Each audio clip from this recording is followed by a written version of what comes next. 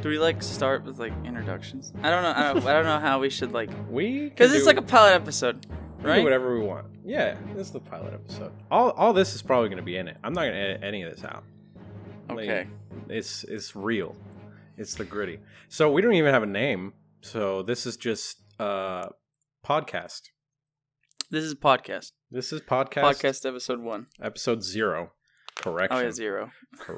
Jesus. I thought I was working with professionals. Okay. So, well, I think it's important do you want to do establish. Yeah, well, yeah, I think it's important that we establish who's who here. Nice. All right. Well, my name's Daniel, aka Aygis. Currently in a branding overhaul, trying to snag all them tags, So hit up Twitter and Instagram and harass them so I can have AYGIS. Thank you. And I'm Smoof. I stream on Twitch, and you can call me Matt. Smoof or Matt. Smoof's fine. I just like playing video games. I just have fun playing video games, and I want to talk about video games. Nice. I didn't even mention what I do. That would probably help. I make videos sometimes, on occasion. He's supposed to make videos. I'm supposed to make videos, but I'm kind of a lazy piece of shit. But that's changing, because we're making content out here currently, like right now.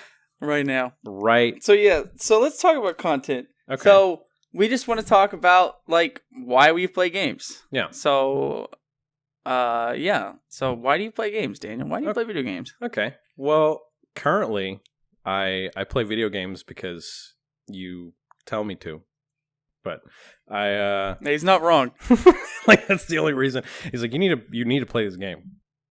But it really depends on the game. Like, let's take a classic example. Dark Souls. I would play a game like that just for like the accomplishment, because it's inherently designed to, be difficult and be hard to get through. So there's that appeal.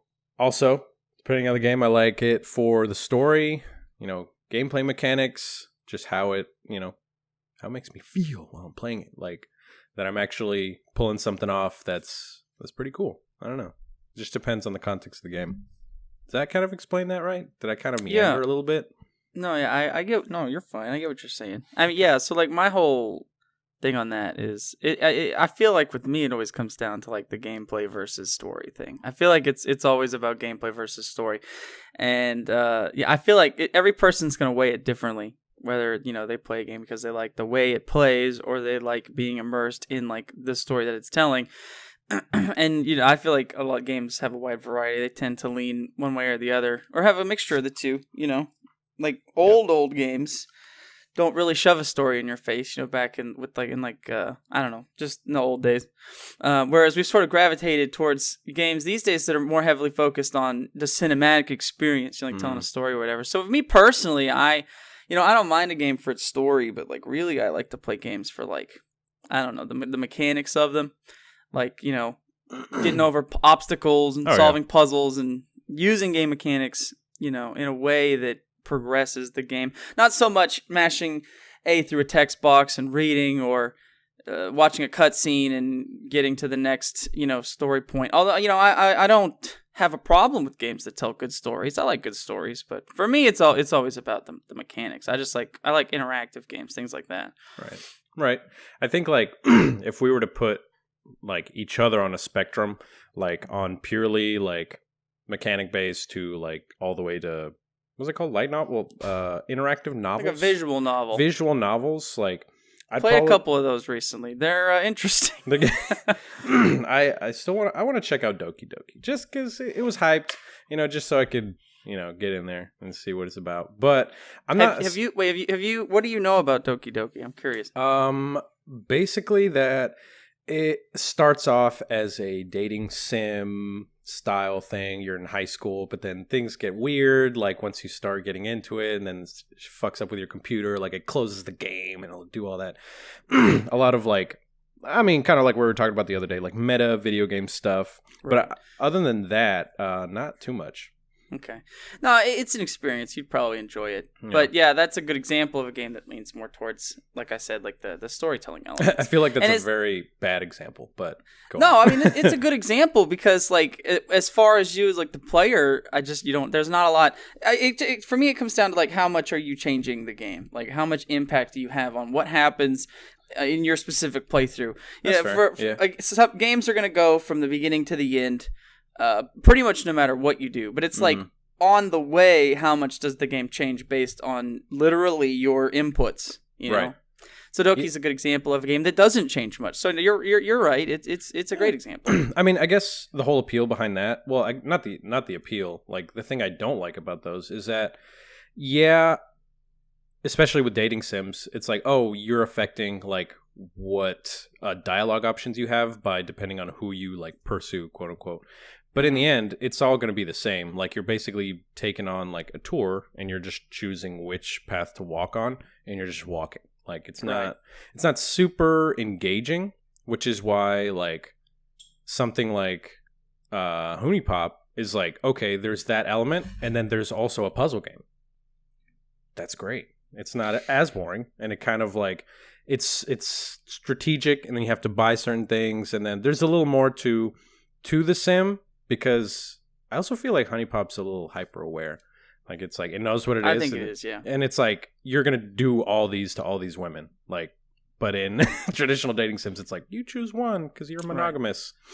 Right. Well, yeah, that actually brings up a really interesting point. It's because you're saying like it's like a text based, more story driven, I guess, game, but with elements that are sort of more interactive with like the puzzles in Hoonie Pop, for example. And another one like that I recently played is Danganronpa, which is like sort of like an anime detective type game. And okay. It's similar in the sense that it's all like a visual novel. Oh, like Ace Attorney or something. It's like Ace Attorney, right? Which I actually haven't played, but I do know it's like Ace Attorney. I had some people tell me. Mm-hmm. So you someone's killed, and you got to put together the clues and figure out who's done it. And when you get to the trial, it all still sort of feels like it's that on rails type visual novel experience, but they make you play these little mini games to like get to the answer.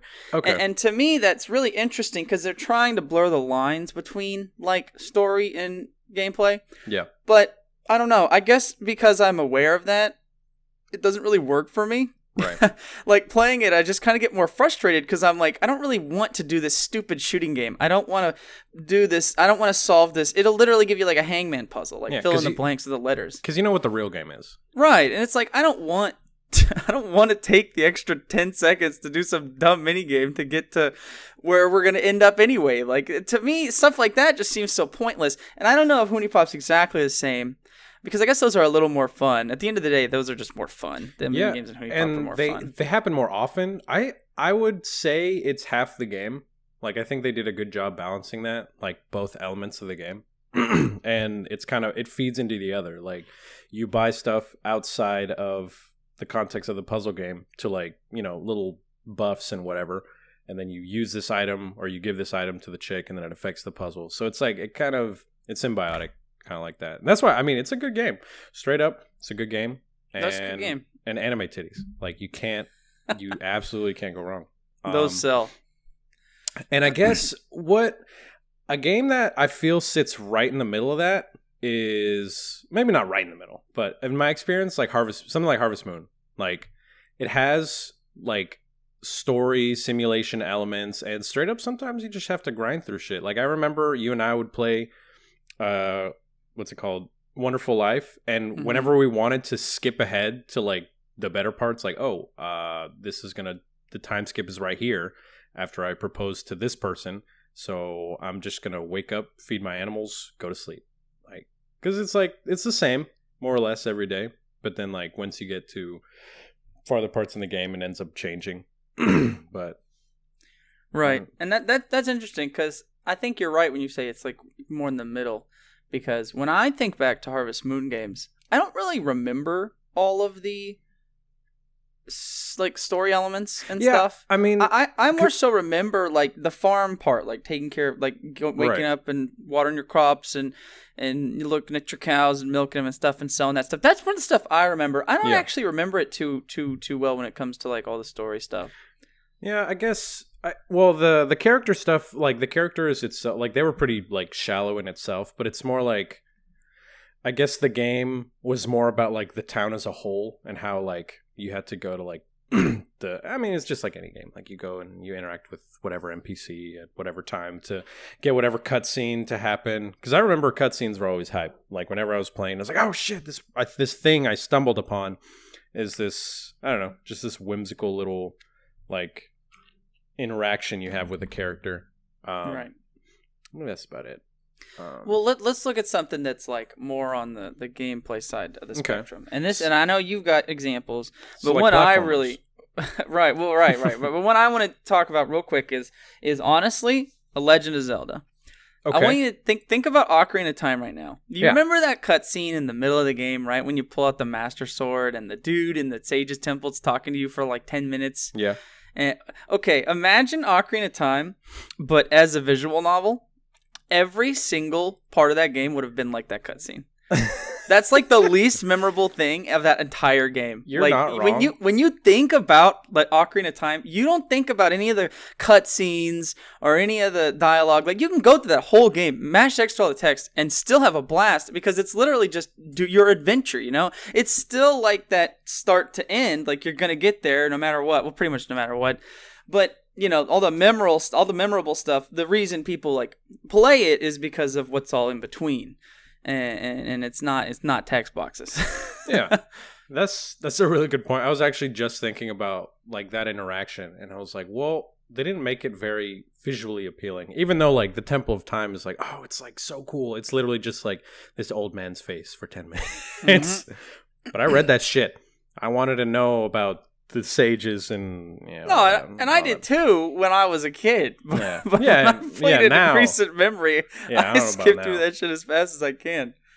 Oh yeah, obviously, but I feel like it. I mean, it's not why I was there. It was just for building, for the story building, right? And that's what I don't think. And it's all extra, and it doesn't have to be. I think I think they did that well. Like you can still like get through the game. Like you could probably get through it without reading a single line of text. Honestly. I think you could. Like totally.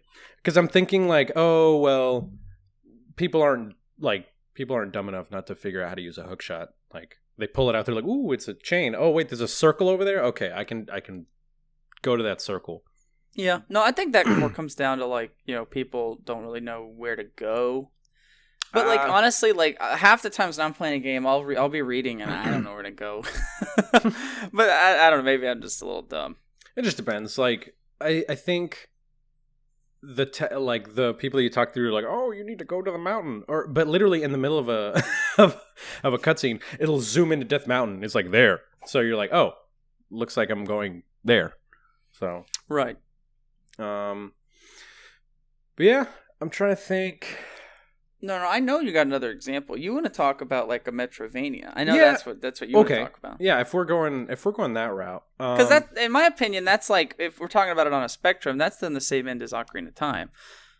I would say so. Like it's, for example, I watched Esteban play through Celeste, and he did the same thing. Like every character he came across, he was just like, da, da, da, da, da, like, and I was like, well, like the text and stuff. Yeah, it's not super important. I did the same thing. It's not. It's literally zero importance. Like it's not zero. Like for the people that like, oh, it's a cute little game. I want to learn about this little girl that can double jump. But other than that, it's all just mechanics, and it teaches you with the levels. So it doesn't say right here you can double jump. Oh wait, actually, it did do that. Like I was trying to. No, I mean it does it a few times in the beginning. It's definitely not intrusive. Yeah, literally just like you're in mid jump and it's like, oh, press A again, like right here, otherwise you're gonna die. And you're like, oh, okay. One thing I would like to say real quick is that the story in Celeste is actually quite good. I did skip most of the text, but I skimmed it, and as I was playing it, my chat was filling me in. It's actually got a really nice message. It's the girl like conquers her evil side or something and becomes confident, blah blah blah. So nice. It's actually very nice. Yeah, And I mean, that's there for the people that want it. I wouldn't know, because Esteban was like, fuck that. So I was like, I just saw the evil chick just kind of hanging around for a while, kind of fucking you up. And then towards the end, you like fucking fuse, and then you have a triple jump. Yeah, she like represents all of what's her name, Madeline, represents all of Madeline's like worst traits, like not being confident and being like rude and stuff, that sort of stuff. But anyway, go ahead. Well, no, because like I say, I like the different spectrums. Like if I can sit down and I go through like a fucking war meeting and followed by dropping me into a map and doing a bunch of quests, I'm down for that. And then also like probably my favorite Metroidvania right now, probably Hollow Knight. Mm-hmm. It's just the thing about platformers in general is like it just feels when the mechanics are there, it feels just good to move around. There's nothing like clean movement. Like nothing like it. Like I know when a game has terrible movement, I was like, fuck, I'm on the ice level. Mario, what the fuck is this?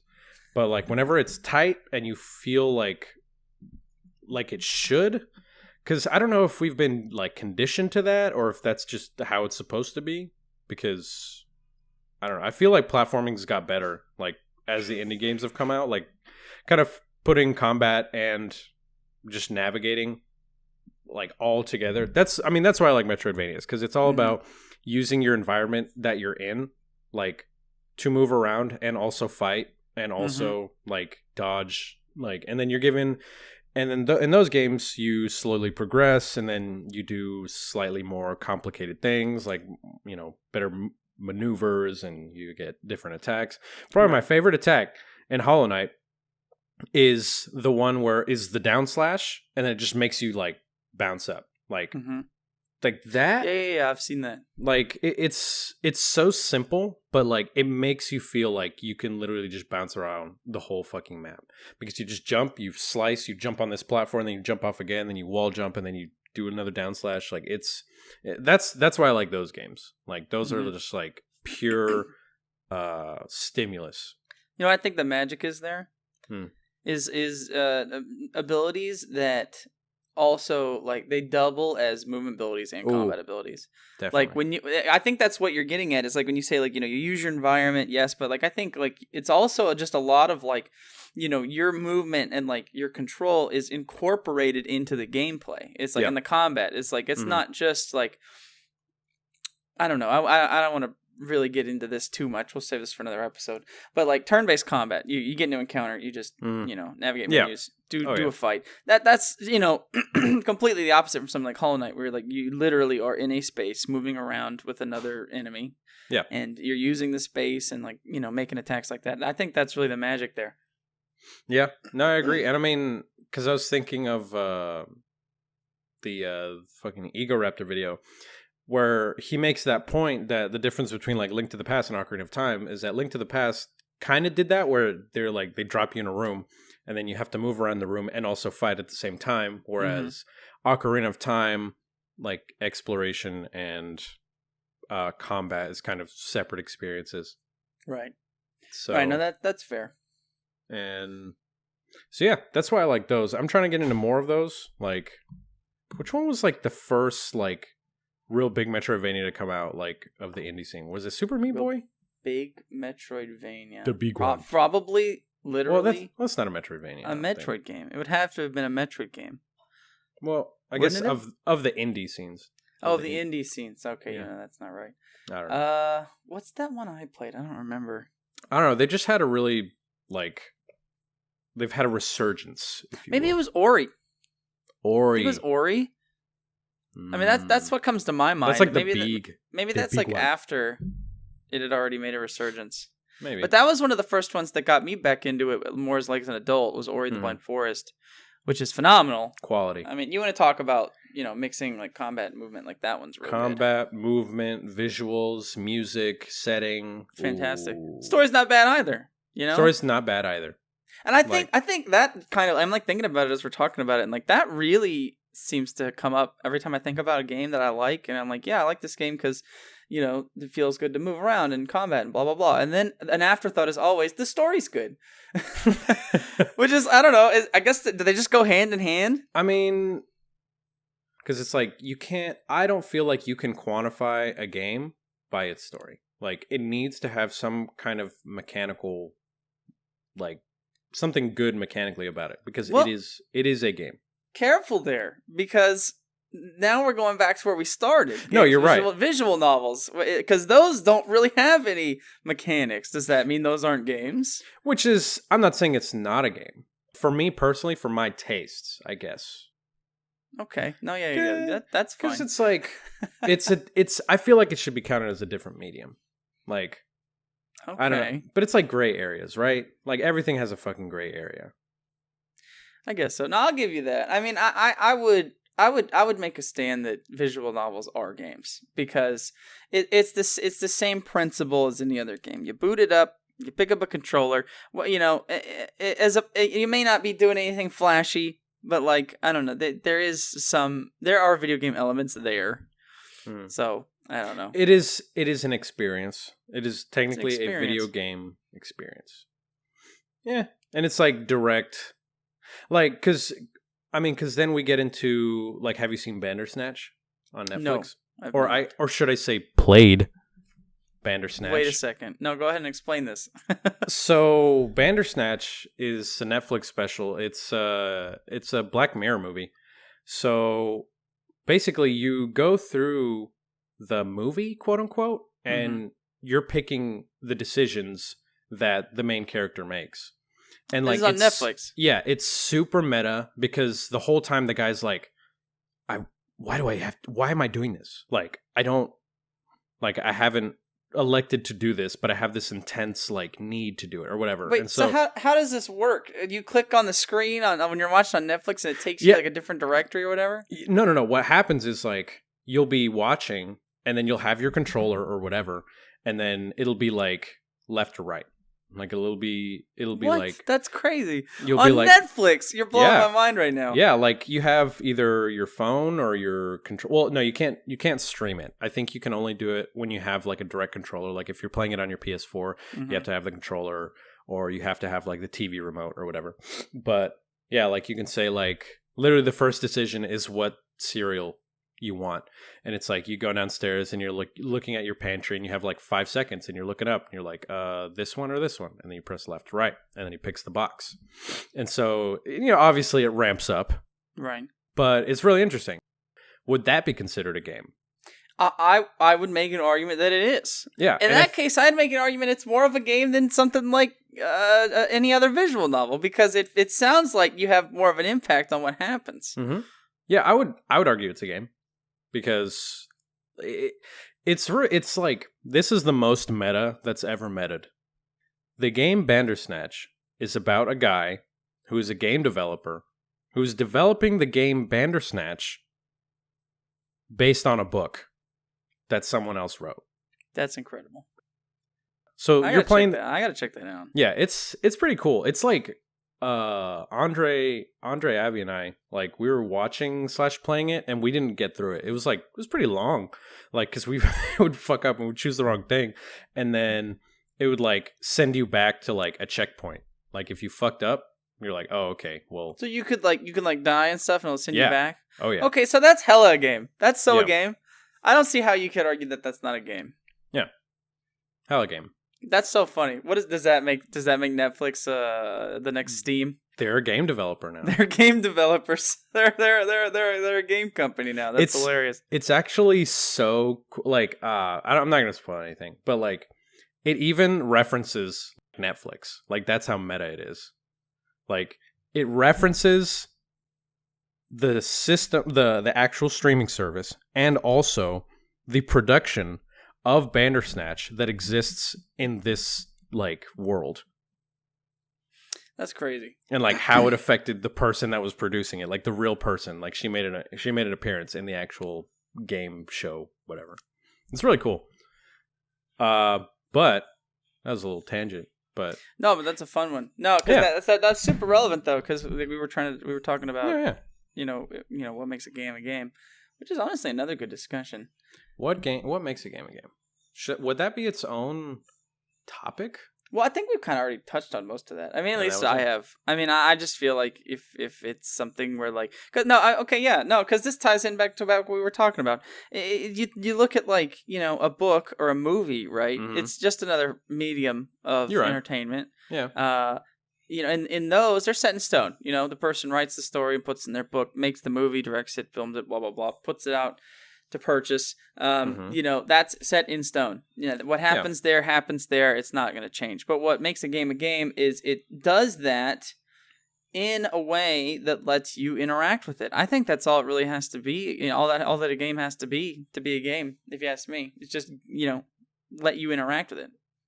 I think it's just if you get to be like the player, whether or not it's like, you're at the center of the story, right? Like, the story is about you, or like there's a story happening and you're able to interact with it. Well, I don't think it really matters what sort of perspective it is, just as long as like you're able to like pick up a controller, do something that just puts you into the story, as opposed to like you're reading a book about it or watching a movie about it. That's all I think. Yeah. No, that makes sense. I think visual novels, visual novels cross the boundary between games and books the same way that like a choose your own adventure book crosses that boundary. Okay. Like, that's fine. I feel like it overlaps. I feel it's more like steps. You got a book, and then you go to like an audio book, and then you go to a visual novel. It's just you're adding sound and visuals, and then like I don't know, when you get to visual novels, you're adding like more in it. button pushes, right? And I haven't it's on played a screen, and right. Yeah. I haven't played too many, but the ones that I have played, you're always a character. Like you don't just like read about a story, and honestly, I don't read too many books, so you could tell me this too. But like you are a character, like you have dialogue, like not like dialogue because normally that's not voiced, or the ones that I played haven't been voiced. But like your character that you control like says things just as much as any other character. Right. And so I don't know how many books there are that write in first person, like it'll literally be like, oh, and then I said this, because I think that would be weird. I don't know. What do you think about that? A lot of books write in first person. I'd say like half of them. Really? Yeah. I really don't read that many books. But I guess in the difference is when you're reading a first person book, like they're gonna do whatever the character does. Mm-hmm. But in a visual novel, it's also in first person, but you're affecting the decisions they make. That's the difference. Well, yeah, so sometimes. I guess that's interesting. So I kind of see more of what you're saying about like how it's more like blurred lines, as opposed to what I said, which is more like steps. Mm. I don't know. It really does turn into a gray area with those. I guess. And before we segue off, I do want to mention that as far as it comes, now you're making me reconsider my opinion on visual novels. I think maybe when you think about them, you really shouldn't judge them as games. I think maybe I've been too harsh personally on some of them because I've like, oh, there's not really much of a game here. But I think I should have probably been judging them as books. Just straight up, like just pretend it's a book and then analyze it. Because really, it's really not that different. I mean, it's really not. Like, I'm trying to think of like the context. Like, if they could play it like on an iPad, like the same way that you would read a book in bed, you just pick up an iPad and play a visual novel, and then it's the same experience, more or less, just different.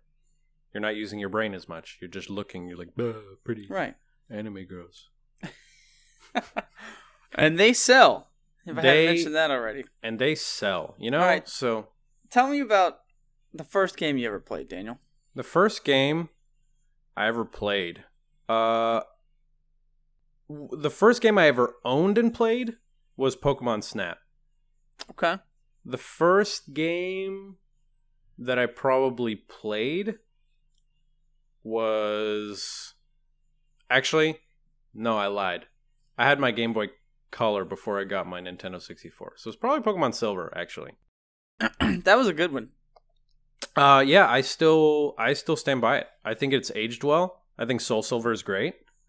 I know that I wanted Pokemon because I watched the show. I was like, I watched the show and I want to catch them in game, and the commercials seem cool, and Game Boy Color is fucking sick. And so that got you rolling. You already had like preconceived interest in it. Yeah, I had an interest in Pokemon, and I knew that video games were fun. Because how'd you know video games were fun? I'm pretty sure friends had them. How old were we when Pokemon Silver came out? We were in like 5th grade, right?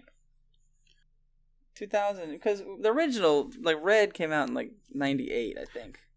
Hey, Cynthia, can you look up the date for Pokemon Silver? Cynthia's a fine woman. Oh, he's Googling it.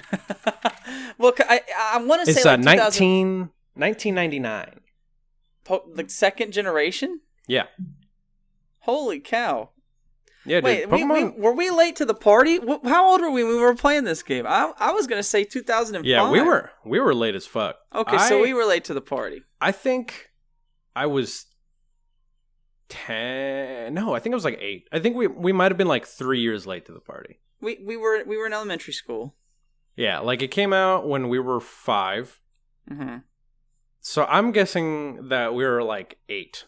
Okay, no, fair enough. You said 2nd grade? Is that what you said? Well, because I remember I came to your elementary school in 2nd grade, and I don't remember the first thing us doing was playing Pokemon together. So it had to have at least been like a year or two later, which would have been 2004, 2005. Aside the point, right? But no, I remember we played the heck out of those games. So yeah, no, I'm with you though on that. I remember the same thing with me. I remember being into like the show, and I had the book with all the Pokemon, so I was like super into it. And then I don't even know how I found out about a game. Honestly, I think my dad just found it at the store and just got it for me, and that's how I even found out that was a thing. I'm actually surprised that you say your first game was like Pokemon Silver, because I felt like it would have been something before that. Because I'm honestly thinking like if I owned my N64 like before that, I don't remember. I don't remember which one I had first. I'm almost positive that my Game Boy Color was first. Well, I remember when I was really young, like before I was even going to school. My dad bought an NES, and he didn't have a whole lot of games for it. He had the original Mario, and some space game that I think it's called Space Fortress. It's a good one. It would scare the heck out of me when I was a kid, because you'd be flying in a spaceship and you'd get to a space station, you'd land and you'd get out and you'd go to the middle of the space station, you'd blow up the core, and then it would like start self-destructing and you had to escape. And I'm like 4 years old and I was terrified. I was like, oh my god, the space station is gonna blow up. Dad, please get out of the space station. I was having a panic attack.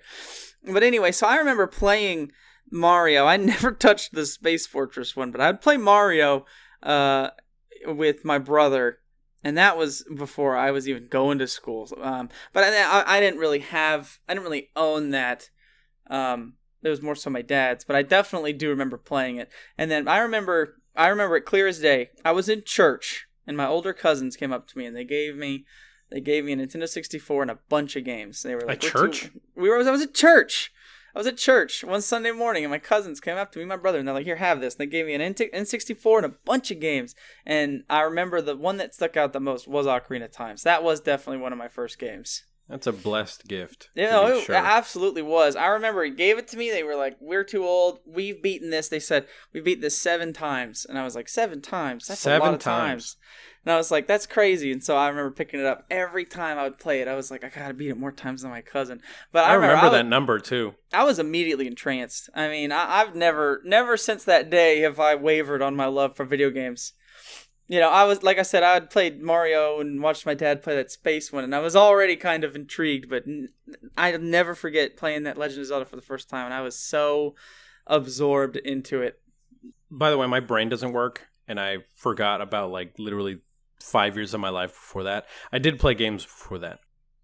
You know, I played, well, the first time, I'll talk about that in a second, but the first time I played Zelda was Ocarina of Time.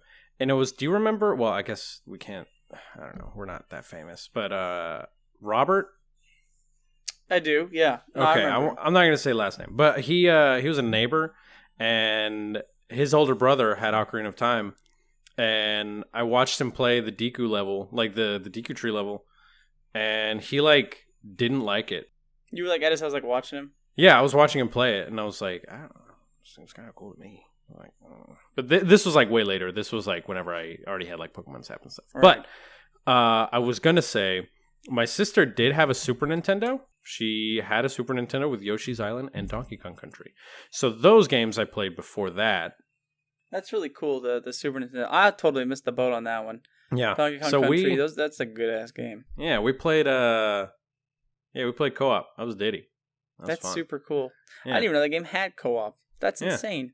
Or I think, because I'm trying to remember. I think it was like if one would die, it would switch to the other one, and then we would just switch controllers. So technically co-op. Okay. It wasn't like they made co-op. It wasn't real co-op. It wasn't like 2019 co-op. That's funny. Yeah, y'all were just playing. All right, that's cool. That's cute. That's cute. Yeah, so that was our own. And then I would always get mad at her whenever she wouldn't pick up the barrel. She was like, I don't want to let you play. And I'm like, just break the barrel. You're funny. so mean. That's so funny. So there was that. This was your older sister you'd play with? Yeah. That's so funny. I've never heard that story. Heard that story. Yeah, I know. And then I remember we got in a huge fight because like I was like, I want to play. And then she's like, no, it's mine. You can't play that. And so fucking, I don't know who it was. My mom or dad like ripped the cartridge out of the Super Nintendo while it was on. And then we both were like, no. You can't do that. No, you can't do that. The Super Nintendo just fucking died. That's hilarious. Didn't break though, because shout out to Nintendo. They make some systems that last generation. They're durable. Like I mean, that same Nintendo 64 my cousins gave me, it's at my mom's house. It still works great. That's what I'm saying. Like I still have my original shit. I don't have my game. 30 years old and it works great. Oh my god. I would have my Game Boy Color, but I had to give it to my cousin in Peru because he had like terminal illness and he had to play something while he was in, treatment. Yikes. Poor guy. I'm being facetious. But I mean, I got a good end of the deal though, because I got a Game Boy Advance out of it. So it's not bad. But as far as why I played them then versus now, like why I got really into Pokemon was the social aspect of it wasn't bad for obvious reasons. Like you and I are a prime example of that. So much time. Dude, I was gonna bring that up. Like when we were younger, like these days it's like, so we pick up games and like, I do it for streaming, and so there's people involved there. But if I sometimes want to play a game, I want to be alone. It's not my way to like unwind. But then when we were kids, it was like such the opposite. It was like kids at school are talking about this game, and I'm going over to so and so's house to play this game with them. It was like video games were a social thing. Like it was how you made friends. It was how you hung out. That's so, like, I haven't even thought about something like that in years. It's like, that's like a part of it that I even completely forgot about. It's like the social aspect of it. Yeah. I mean, I think, I don't think that's ever gone away. It's just changed. Like now, instead of like, I'm going to go over to your house and we're going to connect a link cable to each other's like hardware, I'm going to message you and say, hey, are you getting this game? And we're both going to buy it and we're both going to play it. If it's multiplayer, we'll play for a little bit on our respective computers because that's how adults do it now. Yeah. So I don't think there's anything wrong with that. It's just how it's changed. Mm-hmm. I feel like video games are always going to be a really social medium because people like games. Other people like games. They talk about them. There's multiplayer. There's, especially with streaming, like, like Fortnite and Apex, like super stream friendly games. And then people start watching them, and then they get in the mood to play it, and they get into it, and then they get their friends together and they grind it out, and that's just an example. Mm-hmm. You could even argue that with like, I don't know, like Siege or Destiny or WoW. Like, it's still there. It's just a little more sophisticated now. That's true. Yeah, no, I'm thinking more about it as like as kids. I think a large part of it too is like back in the day we didn't have as many resources as we do now, as opposed to like information. As information. So like I remember when we were kids, like let's say Ocarina of Time, I'm stuck on one part. And I'm like, I don't know how to beat this. Daniel, do you know how to beat this part? And you're like, oh yeah, that part was easy. I just did this. And then all of a sudden I know how to beat this part. It's just it's another way of it being like a social thing and another way to like connect when we were younger. And I remember doing that a lot. I think we did that more with like Majora's Mask, I feel like, because that was one that I know we both had. Yeah. And you had a head start on that one than me, I think. Which one? Majora's Mask. Yeah. Yeah, I think so, because I was like, wait, there's another one? That one was always... Majora's Mask, I mean, it's such a good game, and we're definitely going to have to do specific episodes about, like, Pokemon or Zelda or whatever.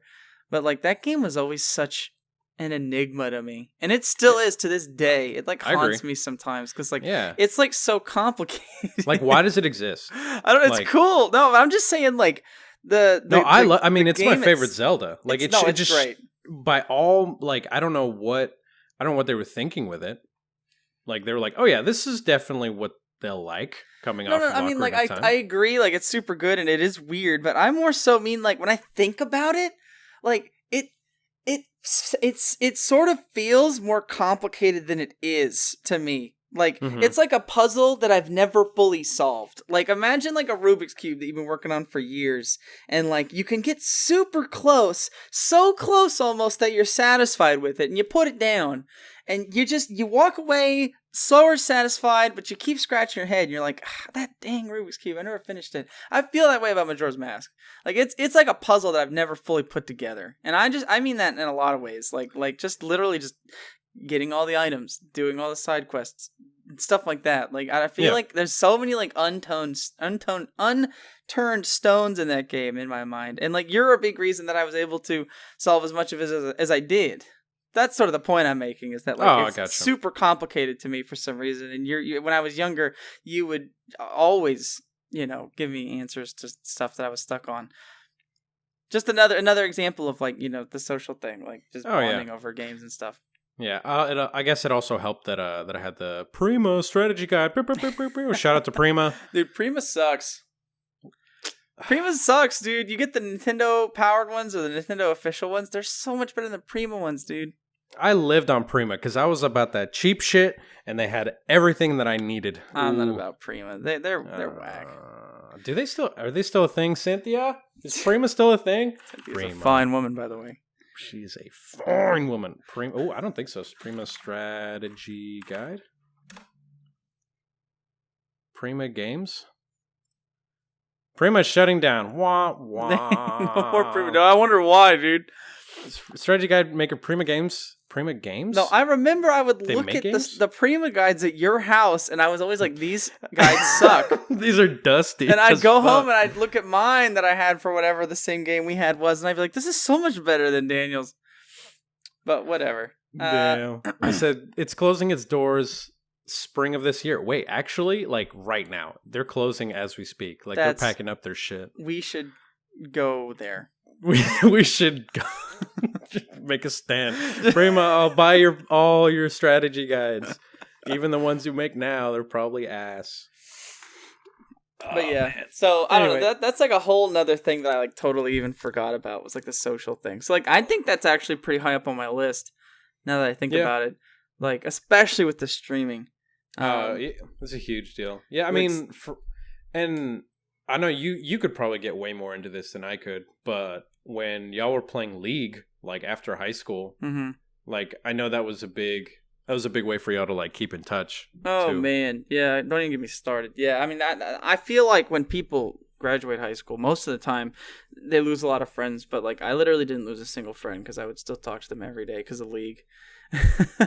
But yeah, no, I mean that's like a whole other conversation though, which is another thing I didn't think about, was like competitive games. Like competitive games, most of the stuff that I was talking about earlier really only applies to like single player games. Yeah. But like when you're talking about a competitive game, the whole spectrum just gets flipped on its head. I feel like that's the part too, because like there's so like it's so hard to, I don't know, because it depends on the actual game and like the people you're playing with and how the meta is and how long the game's been out and like what the developer's been doing. Like there's a lot of shit that goes into competitive games. Right. No, but I mean, I'm still trying to stick with like the why I play games thing and like the story versus gameplay.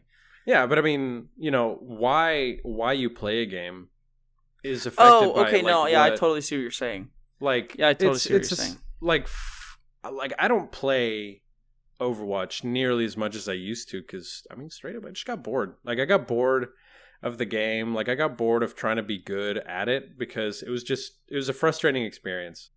Like, the reason I was playing Overwatch then is because, like, I don't know, I really liked the gameplay seemed really cool. That's the reason I got a PC. Honestly, like, that's what I credit by my PC. I'm like, I'm going to get it, and Overwatch is going to be my game because it's a new game that just came out. No shit about it. And then I was 1 year late to that party. But I mean, that's basically it. Like, I guess why do you still play League? Because I know you pop into it every once in a while. Well, that's a complicated question. Maybe partly because I hate myself. Okay. But no, I mean, it's fun, dude. At its core, like, you know, it can be frustrating. Like, League's super frustrating, and the whole team based, like, win or lose and rank and all that coin flip determined bullshit can be super, super frustrating. And I know it's the same in Overwatch. But like, the thing about League is, like, it's just fun. It's just fun. It really is. Even when the developers make bad decisions and make the overall game worse, at the end of the day, I still just have fun playing it. Farming is fun. There, I said it. Nobody agrees with me. I like farming. I like laning. Trading in lane is fun. Team fights are fun. It feels good, dude. It's rewarding. And, like, I feel like, for me, that all ties back into the gameplay. There's no story in League. I mean, not while you're playing a game of it. I mean, you can go to the website and other YouTube and watch people read talk some about bios. There's lore, but there's no story. When you're playing a game of League, there's no story. It's all just playing. And to me, like, that's what I like. I like playing, especially when it feels snappy. And then when you throw in the competitive element, like, I usually get pretty competitive. So, like, you throw in that competitive element, and then, like, I'm having a good time with the mechanics, and, like, the guy in front of me on the other team isn't as good as I am. I'm having a good time. I'm just having a good time. Oh yeah, just shitting on people. Exactly. It's a good feeling for sure. Exactly. So, like, that's why I just go back to it, dude. Like, I'm like, I don't know. Sometimes it backfires because I'm like, I'm having a bad day, and I'm like, I'm gonna play some League. That'll cheer me up. And then, you know, the opposite happens where I'm the worst player, and I'm getting pushed in, and I'm losing games, and then it just sort of snowballs. But that's a whole nother conversation. But yeah, no, I mean, like, I do feel like that, you know, competitive game like League, actually, I play it because I like the gameplay. I just enjoy it. I have a good time. But yeah, I don't know. I mean, the character diversity is fun. You like learning new characters and new matchups, and they do always come out with new content. I don't know. The whole, like, rewarding thing also is another really good point, I guess. Like, sometimes just playing games because you feel accomplished. Like, that's another one. And I think that's pretty separate from, like, mechanics and stuff. Yeah. What's your I was thinking, what is your opinion about like trophies and, like, achievements? Well, yeah, this might in games in general. Right. No, yeah, this might, like, contradict what I just said, but, like, I actually am not a big fan of achievements. And I'm not like saying that they shouldn't exist, because it's not like they really take away from my experience, because they really don't. They're just there and you just get them. But I don't know. I know a lot of people that play games because they want achievements or trophies or whatever.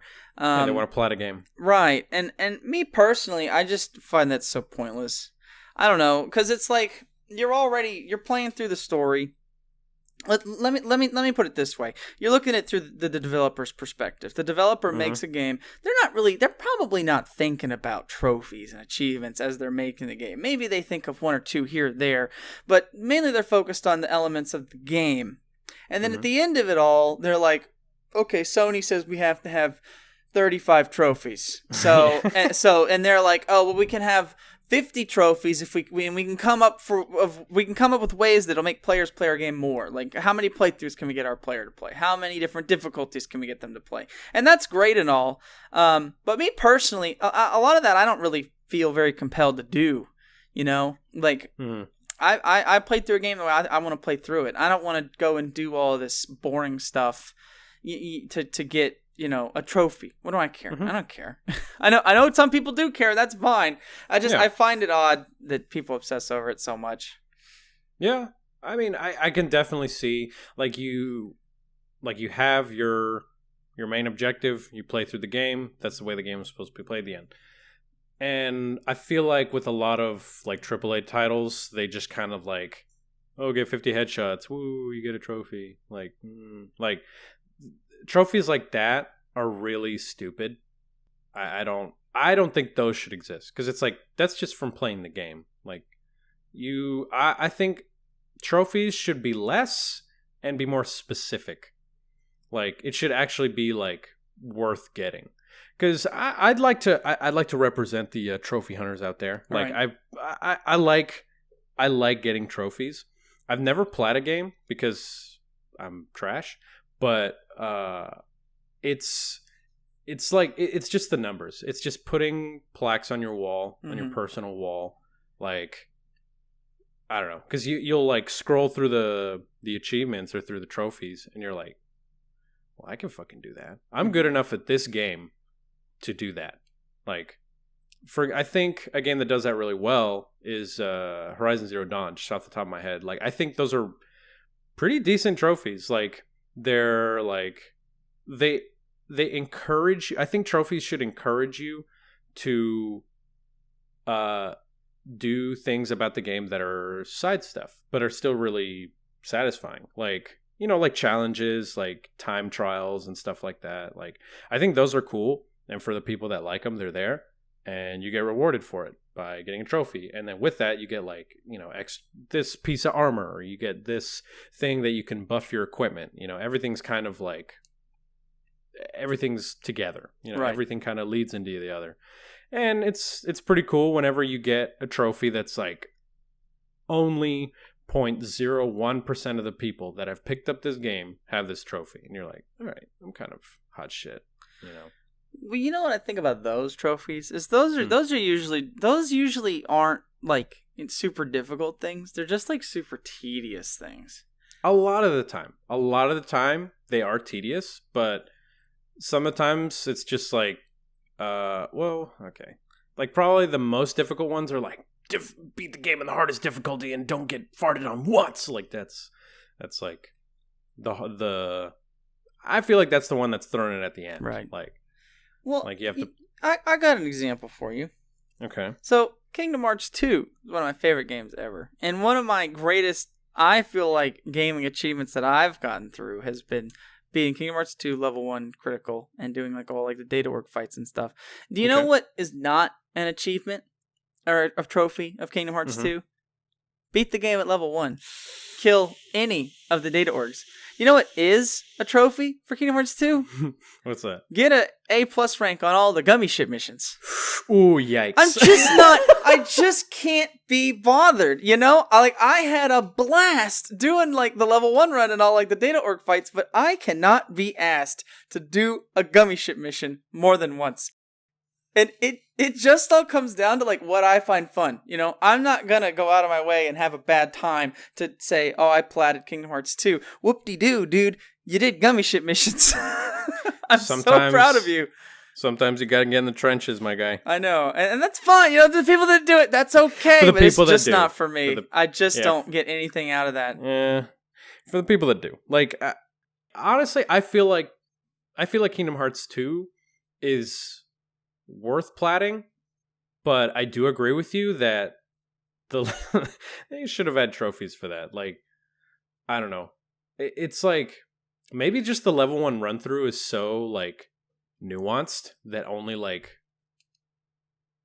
in your experience of like Kingdom Hearts playing and people talking to you about it, do a lot of people do the level 1? That I know of, not too many, no. But what I will tell you is that it's not too hard. It's hard, but it's not too hard. I believe that. Anybody can do it. Anyone can totally do it. All you have to do it's not about whether or not you're good enough. It's just grinding. It's about how much time do you have. Because a lot of those bosses on level 1 literally just they lose to time. Like eventually you figure it out. You really do. And it might take you 5 6, in some cases 20 hours. But they all lose because they're video game characters and you're a human being, and that's what we do is we conquer. And they have habits, and we adapt and we defeat them. But yeah, I don't know. That was a good time. All those Kingdom Hearts games. They're masterpieces. Good. I agree. Except for the bad ones. Except for the bad ones. That's another conversation. Ooh. I don't know, man. Like, you playing through the Kingdom Hearts, like, I don't know if what's it called? My defense of them will stand up in court. I've got a lot of ammunition. Like, I feel like I literally say anything, you're like, yes, but. Like, there might be a lot shit. of yes buts. That's okay. That's the beauty of it. Yeah, no, it's fine. We can table that one. Yeah, well, that'll be... Let me... Cynthia, put in Kingdom Hearts in the next episode. That's a fine woman. That's a fine woman. But yeah, so I think we pretty much touched everything. Instead of writing Kingdom Hearts, I started writing Cynthia. That's funny. Right, I think we pretty much touched on everything. I mean, I like that. In summation, like, I play games because I enjoy them. At the end of the day, I like playing games with stories. Shut up. With stories that are, good enough. They don't have to really even be that. They don't even have to be there at all. I'll play a game as long as it's fun. As long as playing it is fun and the gameplay is fun, I'm there, dude. Yeah, I mean, honestly, I think everyone can agree.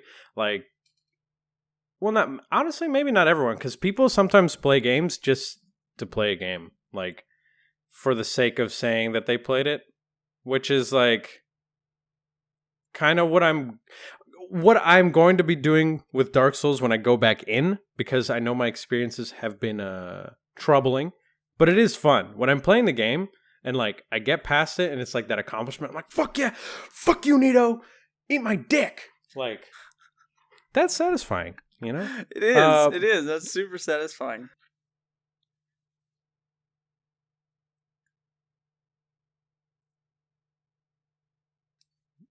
Yeah. So my opinion is pretty much the same. If I'm having a good time with a game, if I'm liking the characters, if I'm liking the mechanics, just depends on the context of the game. I'll play a Mass Effect game and really enjoy it because combat's good.